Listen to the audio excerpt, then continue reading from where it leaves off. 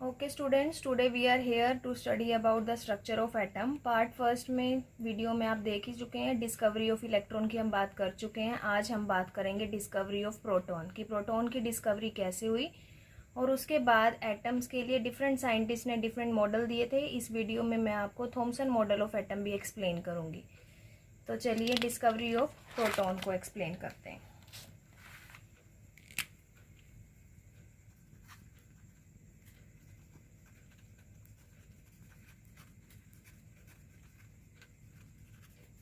अगर हम बात करें डिस्कवरी ऑफ प्रोटॉन, तो डिस्कवरी ऑफ प्रोटॉन की थी ई गोल्डस्टीन ने। ई गोल्डस्टीन का पूरा नाम क्या था? Eugene Goldstein. ये जो यूजिन गोल्डस्टीन थे, ये एक बहुत ही पुअर फैमिली से बिलोंग करते थे। इनकी कोई लैब भी काफ़ी अच्छी नहीं थी और ना ही लैब में काफ़ी अच्छा मटेरियल था। तो इन्होंने जब देखा कि थॉमसन ने इलेक्ट्रॉन की डिस्कवरी की है, तो ये उससे इंस्पायर हुए और इन्होंने सोचा कि मुझे भी कुछ ना कुछ तो करना चाहिए। अब फ्रेंडशिप में तो ऐसे ही होता है, एक फ्रेंड अगर आगे जा रहा है तो दूसरा भी फील करता है कि मुझे भी कुछ ऐसा करना चाहिए कि मैं भी आगे मूव कर सकूं। तो इन्होंने थॉमसन का ही अपरेटस दोबारा से रेडी करने की कोशिश की कि मैं भी कुछ करके तो देखूं आखिर थॉमसन ने ऐसा किया कैसे। तो इन्होंने क्या किया, लैब में गए। लैब में जाकर के इन्होंने फिर से एक कैथोड रे डिस्चार्ज ट्यूब ढूंढी। कैथोड रे डिस्चार्ज ट्यूब जब इन्हें मिल गई तो इन्होंने अपरेटस रेडी करना शुरू कर दिया। सबसे पहले इन्होंने एक कैथोड रे डिस्चार्ज ट्यूब ली,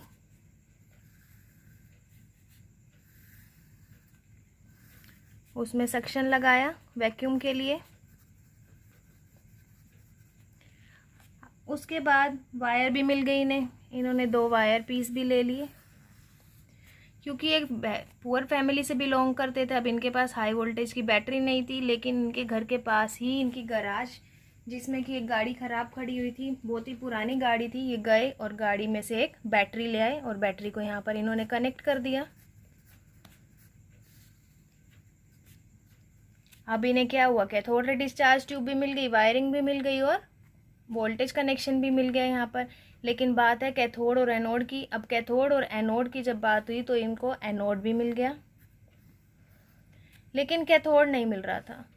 अब इन्होंने क्या किया, इनको याद आया, इन्होंने रिमाइंड ऑफ किया कि थॉमसन ने बताया था कि जब भी हम अपने इलेक्ट्रोड्स चूज़ करते हैं तो हमें ऐसे इलेक्ट्रोड्स चूज़ करने चाहिए जो कि जल्दी आयोनाइज हो जाते हैं, जैसे कि एल्यूमिनियम। ये अपने जंक यार्ड में गए, जंक यार्ड में इन्होंने काफ़ी ढूंढा लेकिन इन्हें एल्यूमिनियम नहीं मिला। तभी अपने वॉशरूम में गए और वॉशरूम में इन्होंने देखा कि जब ये अपना हैंड वॉश कर रहे थे, इन्होंने वहाँ पर वॉशरूम में क्या देखा कि वॉश बेसिन में जो प्लेट है, परफोरेटेड प्लेट, वो एल्यूमिनियम की है। इन्होंने वॉश बेसिन को तोड़ा, फटाफट से उसमें से एल्यूमिनियम की परफोरेटेड प्लेट को निकाला और उस प्लेट को कहाँ पर रख दिया, कैथोड पर। ये परफोरेटेड प्लेट थी। अब इन्होंने देखा कि इनके पास कैथोड भी आ चुका है जो कि नेगेटिवली चार्ज है, एनोड भी मिल चुका है जो कि पॉजिटिव चार्ज है। अब इन्होंने एक्सपेरिमेंट करने के लिए देखा कि सब चीज़ें आ चुकी हैं, लेकिन इस डिस्चार्ज ट्यूब में मैं गैस कौन सी भरूं। थॉमसन ने तो इनर्ट गैस ली थी, बट क्योंकि ये इतना अफोर्ड नहीं कर सकते थे, इनर्ट गैसेस क्या होती हैं, हाईली एक्सपेंसिव होती हैं। तो इन्होंने अपनी डिस्चार्ज ट्यूब में कौन सी गैस ली बच्चों, हाइड्रोजन। हाइड्रोजन गैस ले ली। क्यों ली हाइड्रोजन गैस, क्योंकि यहाँ वैक्यूम से क्या हो जाएगा, लो प्रेशर तो क्रिएट करना था इन्होंने, तो हाइड्रोजन गैस चूज़ करी इन्होंने लो प्रेशर क्रिएट करने के लिए। उसके बाद इन्होंने फ्लोरेसेंट बनाने के लिए अपनी पूरी की पूरी डिस्चार्ज ट्यूब के अंदर स्क्रीन लगा दी जिंक सल्फाइड। ये हम जिंक सल्फाइड की स्क्रीन लगा रहे हैं ताकि अगर कुछ भी होता है ट्यूब के अंदर, कहीं से भी ग्लो आता है तो हमें पता चल जाए। ये जिंक स्क्रीन क्या काम करती है, फ्लोरेसेंट का। अब इनका अपरेटस पूरी तरह से रेडी हो चुका था। अब इन्होंने क्या किया, जैसे ही high voltage high potential apply किया, हाई पोटेंशियल अप्लाई करते ही इनको क्या दिखाई दिया, एनोड के बैक साइड पर एक ग्लो दिखाई दिया और इनकी ट्यूब क्या करने लगी, ग्लो करने लगी। पूरी की पूरी ट्यूब क्या कर रही है, ग्लो कर रही है। तो इन्हें पता लग गया कि हाँ, थॉमसन का एक्सपेरिमेंट तो सच में ही बिल्कुल सही था कि कुछ रेज हैं जो कैथोड से निकलती हैं, एनोड की तरफ आ रही हैं, तभी तो ये ग्लो जो है हमें एनोड के बैक साइड पे दिख रहा है। लेकिन सेम टाइम पर जब ये एक्सपेरिमेंट कर रहे थे, इन्हें एक ग्लो कहाँ पर दिखाई दिया, कैथोड के बैक साइड पे भी इन्हें एक ग्लो यहाँ पर भी दिखाई दिया। अब ये इस बात को देख के बिल्कुल हैरान थे। इन्होंने फिर से अपना एक्सपेरिमेंट रिपीट किया कि थॉमसन ने जब किया था तो एनोड के बैक साइड पे ग्लो देखने को मिला था। इट मीन्स कैथोड से कुछ रेज आ रही हैं एनोड की तरफ, और जिस रे को क्या नाम दिया था थॉमसन ने, जे थॉमसन ने, कैथोड रेज का। बट एक नया चीज़, नई बात उन्होंने ऑब्जर्व करी कि मुझे तो कैथोड के बैक साइड पे भी ग्लो नज़र आ रहा है, तो ये क्या है। तो इन्होंने इसको प्रूव करने के लिए अपने एक्सपेरिमेंट को कि ये ग्लो आखिर आया कहाँ से, इसका मतलब कुछ तो ऐसा है जो एनोड से कैथोड की तरफ आ रहा है और इन परफोरेशन में से पास हो रहा है।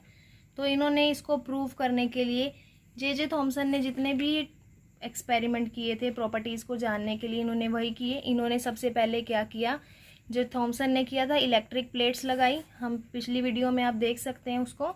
इलेक्ट्रिक प्लेट्स लगाकर इन्होंने चेक किया तो इन्होंने देखा कि नहीं, मूव ऑन नहीं हो रहा। फिर इन्होंने एक पैडलर रखा, पैडलर को भी नहीं रोटेट कर पाया वो। तो अब इनको पता लगाना था और दूसरे साइंटिस्ट को एक्सप्लेन करना था। तो इन्होंने क्या किया, इन्होंने बताया कि कैथोड रेज जो हैं कहाँ से मूव करती हैं, कैथोड से एनोड की तरफ। जो किसने बताया था हमें, जे थॉमसन ने बताया था। लेकिन उन्हें तो एक स्पार्क दिखाई दिया, देयर इज अ स्पार्क। कहाँ पर उन्हें स्पार्क दिखाई दिया, बिहाइंड परफोरेटेड कैथोड।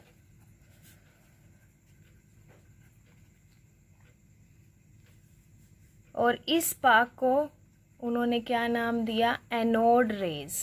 क्यों दिया anode rays, because these rays are coming from anode।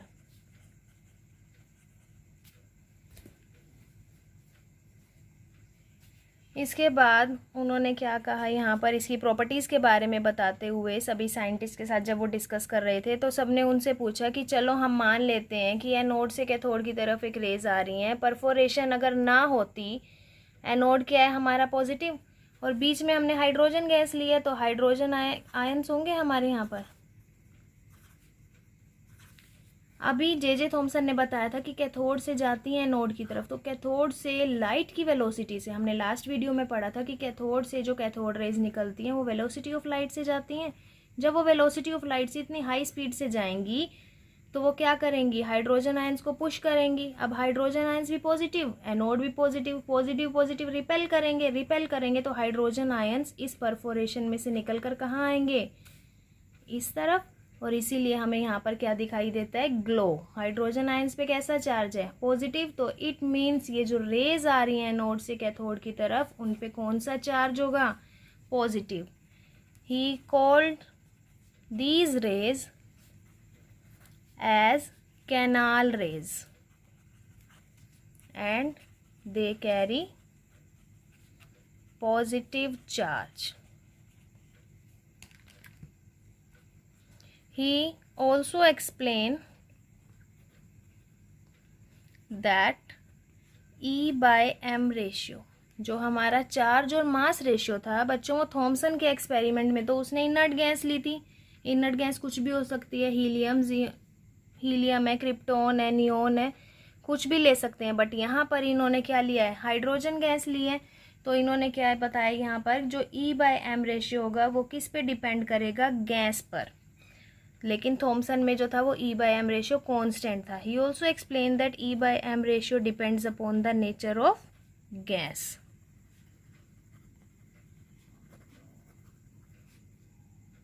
From which these particles originate।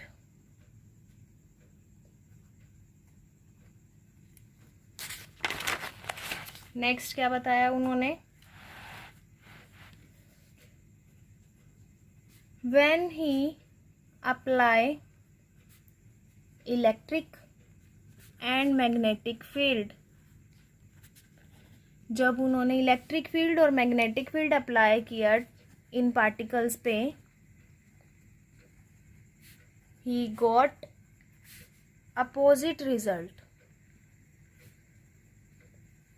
That of electron. उन्हें इलेक्ट्रॉन से बिल्कुल ही अपोजिट रिजल्ट मिला। किसके केस में? प्रोटॉन्स के केस में, बिल्कुल ही अपोजिट केस में।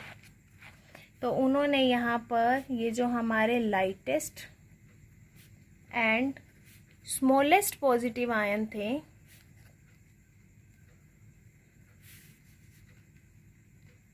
जो किससे मिले थे हमें? हाइड्रोजन से, ऑब्टेन फ्रॉम हाइड्रोजन। उन स्मॉलेस्ट और लाइटेस्ट पार्टिकल्स को इन्होंने क्या नाम दिया? प्रोटॉन। तो इस तरह से गोल्डस्टीन ने प्रोटॉन की डिस्कवरी की थी। इसके बाद चैडविक थे। चैडविक ने क्या किया था? न्यूट्रॉन की डिस्कवरी की थी। तो यहाँ पर हम न्यूट्रॉन के बारे में भी पढ़ लेते हैं थोड़ा सा। न्यूट्रॉन नाम से ही है पता चल रहा है, neutron it means neutral particle. इसके बारे में ज़्यादा डिटेल में ना बता के मैं आपको ब्रीफ में ही बताऊंगी कि न्यूट्रॉन जो एक न्यूट्रल पार्टिकल था, इसकी डिस्कवरी की थी चैडविक ने। चैडविक ने क्या यूज़ की थी? एक बेरिलियम की थिन स्क्रीन और अल्फा पार्टिकल। उसने क्या किया था? बेरिलियम है हमारा, बेरिलियम की स्क्रीन के ऊपर अल्फा पार्टिकल की बम्बार्डमेंट करा दी थी और यहाँ से कंक्लूजन में उन्हें क्या मिला था? न्यूट्रॉन। तो इस तरह से न्यूट्रॉन की डिस्कवरी हुई थी। अब न्यूट्रॉन की डिस्कवरी भी हो गई हमारे पास, प्रोटॉन की डिस्कवरी भी हो गई है। यहाँ पर एक क्वेश्चन पूछ लेते हैं हमसे कभी कभी। वो क्वेश्चन क्या होता है कि why they kept at very low pressure, कि साइंटिस्ट जो हैं उन्होंने जब भी एक्सपेरिमेंट किया तो उन्होंने प्रेशर को लो क्यों रखा? Why they kept pressure very low, कि अपने एक्सपेरिमेंट के दौरान वो प्रेशर को इतना लो क्यों रखते थे? As we know in our surroundings, कितना होता है हमारी सराउंडिंग्स में pressure? 1 atmospheric pressure. As we know in our surrounding 1 atmospheric pressure is exerted. 1 atmosphere का प्रेशर प्रेजेंट होता है हमारे आसपास सराउंडिंग में, और कितनी सारी गैसेज है। अब 1 एटमॉस्फेरिक प्रेशर के ऊपर जितनी भी गैसेज होती हैं वो क्या होती हैं? हमारी पुअर कंडक्टर होती हैं। लेकिन जैसे ही at 1 atmospheric pressure all gases are poor conductor. किसकी पुअर कंडक्टर होती हैं वो? इलेक्ट्रिसिटी की। And as we low down the pressure, और जैसे ही हम प्रेशर को 1 एटमॉस्फेयर से भी नीचे करेंगे तो हमारी ये जो गैसेस हैं ये पुअर कंडक्टर से क्या बन जाएंगी? Good conductor. As we low down the pressure these gases conducts very well. तो गैसेस अच्छे से कंडक्ट करें, इसीलिए हम क्या करते हैं? अपने प्रेशर को 1 एटमॉस्फेयर से भी लो करते हैं। क्योंकि उन्होंने क्या देखा कि वो लाइटनिंग का एक्सपेरिमेंट कर रहे थे, अपने एटमॉस्फेयर के बारे में स्टडी कर रहे थे, तो उन्हें प्रेशर को कम करना ही था ताकि वो कंडक्टिविटी को दिखा सके कि गैसेस जो हैं वो किस तरह से कंडक्ट करती हैं। इसके बाद अब गैसेस की कंडक्शन की भी बात हो गई है, तो अब मैं यहाँ पर आपको एक छोटी सी फंडामेंटल पार्टिकल्स, हमारे 3 हमने स्टडी कर लिए हैं। कौन कौन से स्टडी किए हैं 3 फंडामेंटल पार्टिकल?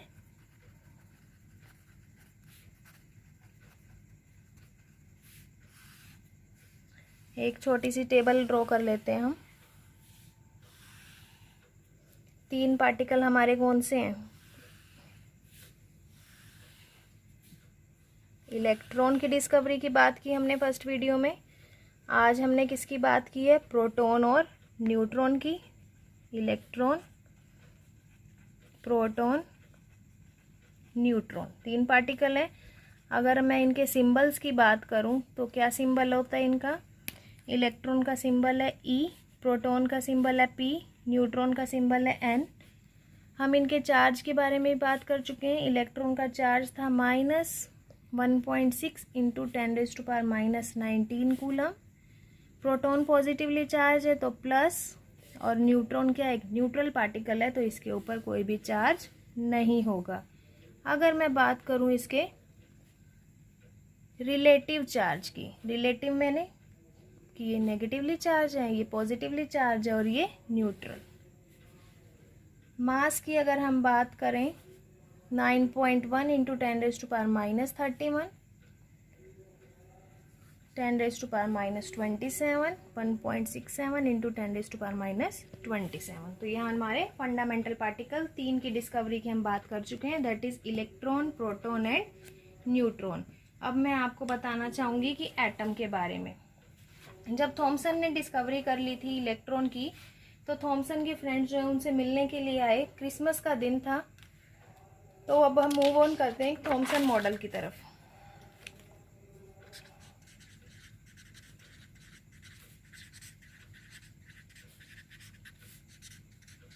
एक छोटी सी स्टोरी है थॉमसन मॉडल ऑफ एटम की, बहुत ही इंटरेस्टिंग है। क्या स्टोरी है वो? थॉमसन जो है जब उन्होंने इलेक्ट्रॉन की डिस्कवरी कर ली तो उनके जो फेलो साइंटिस्ट थे, उनके फ्रेंड्स थे, क्रिसमस पे उनसे मिलने के लिए आए। अब थॉमसन को काफ़ी कोल्ड था उस टाइम पर, लेकिन वो आए हैं तो उनके लिए थॉमसन की मदर ने पुडिंग बनाई। पुडिंग समझते हैं आप? पुडिंग होती है खीर जिसके अंदर बहुत सारे ड्राई फ्रूट्स डलते हैं। तो उन्होंने क्रिसमस पर खीर बनाई हुई थी। जैसे ही उनके फ्रेंड्स आए उन्होंने खीर सर्व की। अब खीर जब मिल गई सबको, लेकिन थॉमसन को नहीं मिली क्योंकि थॉमसन काफ़ी बीमार थे और थॉमसन के सामने एक तरबूज पड़ा हुआ था। लेकिन फ्रेंड्स बार बार उनके क्वेश्चन कर रहे थे कि थॉमसन, आपने इलेक्ट्रॉन की डिस्कवरी तो कर दी है, तो आप ये तो बताओ कि इलेक्ट्रॉन जिसका सब एटॉमिक पार्टिकल है, एटम, आखिर उसकी शेप कैसी होती है? अब थॉमसन काफ़ी इरिटेट हो रहे थे कि मैं यहाँ बीमार हूँ और ये क्वेश्चन पे क्वेश्चन किए जा रहे हैं और पुडिंग का एंजॉय कर रहे हैं। तो थॉमसन ने उस पुडिंग, किसने दिया था पुडिंग? बाउल में। बाउल का शेप देखा, फिर अपने सामने पड़े हुए तरबूज का शेप देखा, हर चीज़ उन्हें स्फीयर की शेप में दिखाई दे रही थी। तो उन्होंने एकदम से बोल दिया that atom is spherical in shape. Atom is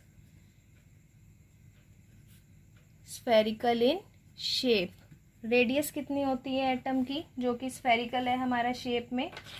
उसकी रेडियस है हमारी 10⁻⁻10।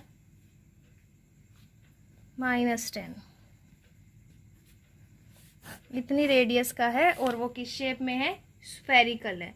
फिर वो बोलने लगे कि और कुछ बताओ इसके बारे में। तो उन्होंने पुडिंग और वाटरमेलन, 2 चीज़ों का एग्जाम्पल लेके इस मॉडल को समझाया था। इसीलिए इस मॉडल को 3 नामों से जाना जाता है। फर्स्ट, इस मॉडल को बोला जाता है प्लम पुडिंग मॉडल। सेकंड, इसे बोला जाता है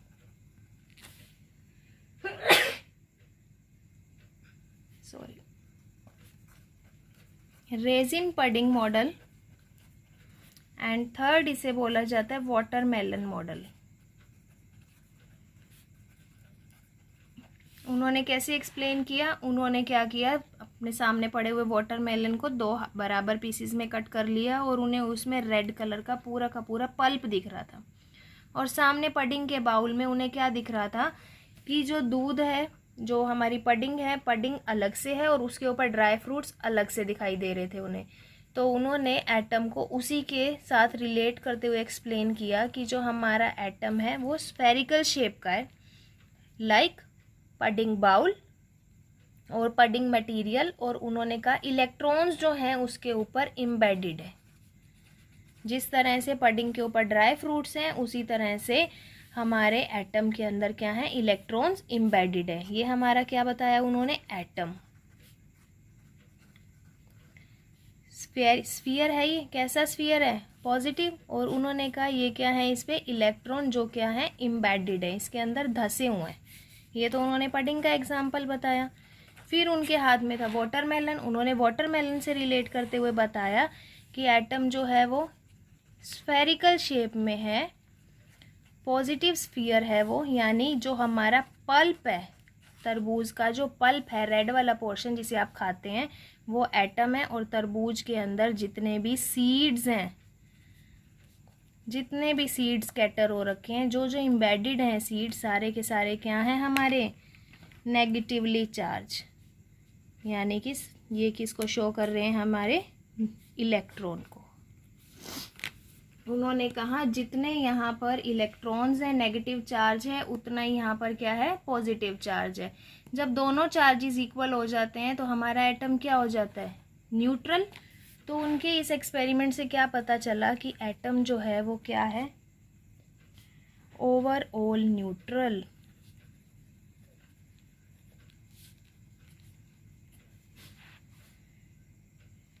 क्या बताया था उन्होंने, first electrons are embedded in positive charge sphere, और क्या बताया था उन्होंने कि एटम जो है वो स्फेरिकल है and positive charge uniformly distributed in it.